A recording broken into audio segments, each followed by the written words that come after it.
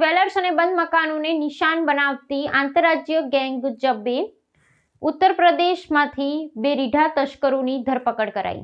સુરત શહેરમાં જ્વેલર્સની દુકાનો અને રહેણાંક મકાનોને નિશાન બનાવી લાખો રૂપિયાની મિલકત ચોરી જતી આંતરરાજ્ય ગેંગના બે રીઢા ગુનેગારોને ઝડપી પાડવામાં સુરત ક્રાઇમ બ્રાન્ચને મોટી સફળતા સાંપડી છે। પોલીસને મળેલી ચોક્કસ બાતમી અને ટેકનિકલ સર્વેલન્સને આધારે ઉત્તર પ્રદેશના જૌનપુર ખાતે દરોડા પાડી આ બંને આરોપીઓની ધરપકડ કરવામાં આવી છે। પોલીસની પ્રાથમિક તપાસ દરમિયાન આરોપીઓ પાસેથી ચોરીના સોના, હીરાના દાગીના, કિંમતી મોઝેનાઇટ ડાયમંડ અને ગુનામાં ઉપયોગમાં લેવાયું મોટરસાયકલ મળી કુલ રૂપિયા 11.73 લાખનો મુદ્દામાલ કબજે કરવામાં આવ્યો છે। પોલીસ તપાસમાં બહાર આવેલી વિગતો અનુસાર આ બંને આરોપીઓ સિંગણપુર વિસ્તારમાં આવેલી બ્લુ બેલ જ્વેલર્સ નામની શોરૂમ અને મૈદરપુરા વિસ્તારમાં થયેલી ઘરફોડ ચોરીના ગુનાઓમાં મુખ્ય સૂત્રધાર હતા।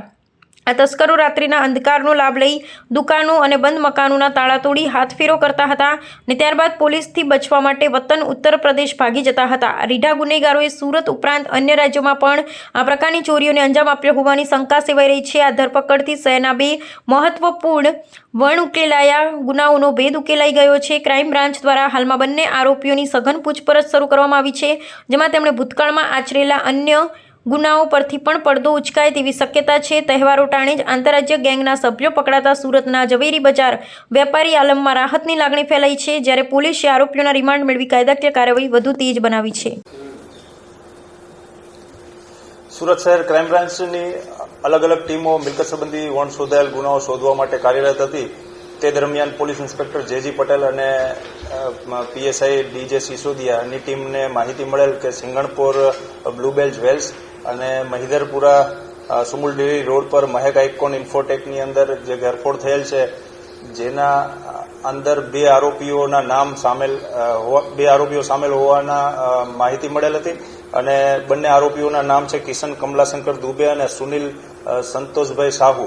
આ બંનેને માહિતી મળતા ટીમ સુરતથી ઉત્તર પ્રદેશ જૌનપુર બરસઠી પોલીસ સ્ટેશન વિસ્તારની અંદર ગયેલ અને ટેકનિકલ વર્કઆઉટ અને વેશપલટો કરી અને આરોપીઓના ઘર સુધી પહોંચી અને આરોપીઓને પકડેલ છે અને ત્યાંથી ઉત્તર પ્રદેશથી ટ્રાન્ઝિટ રિમાન્ડ લઈ અને સુરત ખાતે પરત થયેલ છે।